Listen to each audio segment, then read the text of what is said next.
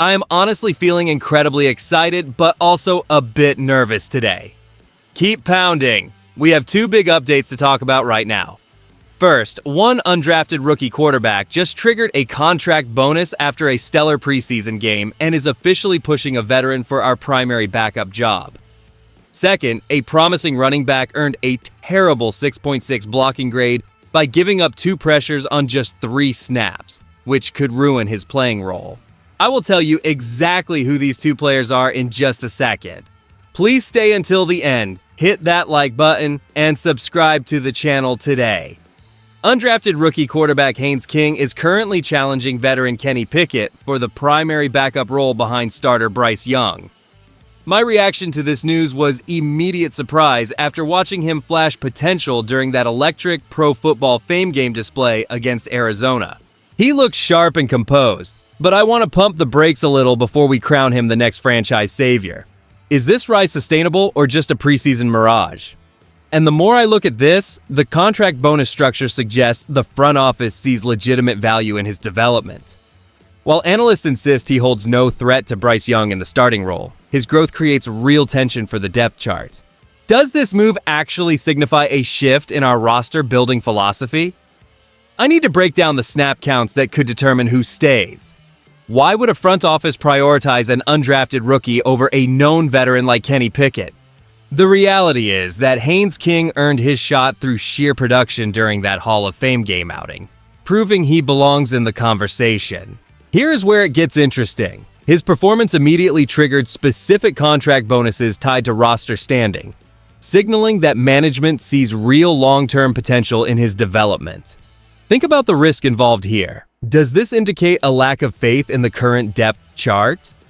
History shows that undrafted guys often fade after a hot start, but the specific financial incentives attached to his deal suggest he is being groomed as a legitimate future backup.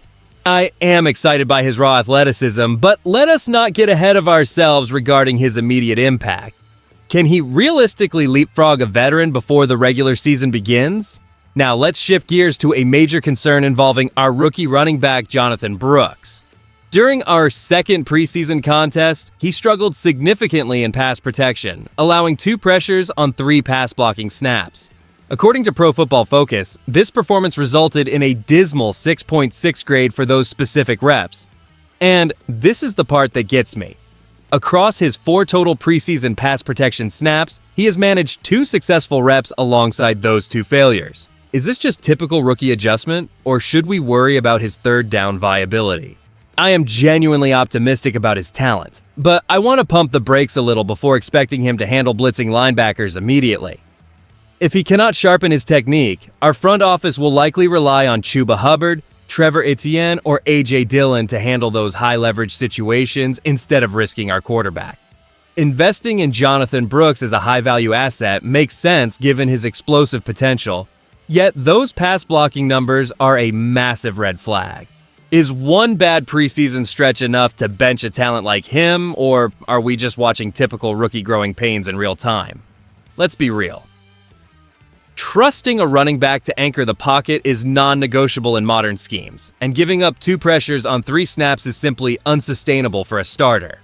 Experts now suggest that if he cannot fix his technique, veterans like Chuba Hubbard, Trevor Etienne, and A.J. Dillon will clearly monopolize the third down snap counts.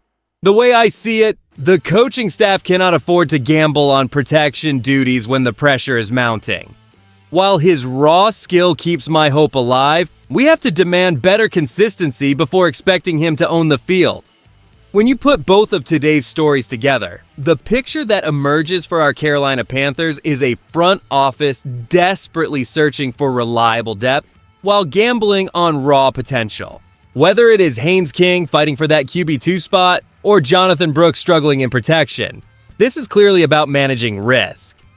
The part fans are not ready for is realizing how these small roster battles dictate our ceiling this season. I love the grit we are seeing, yet these deficiencies in pass blocking remain a massive concern. Are you comfortable with an undrafted rookie taking snaps over Kenny Pickett in a tight game? Also, given that poor 6.6 grade from Pro Football Focus, do you trust Jonathan Brooks to protect Bryce Young on third down? I want to hear from you in the comments. If you enjoyed the video, do not forget to like it and subscribe. Keep pounding.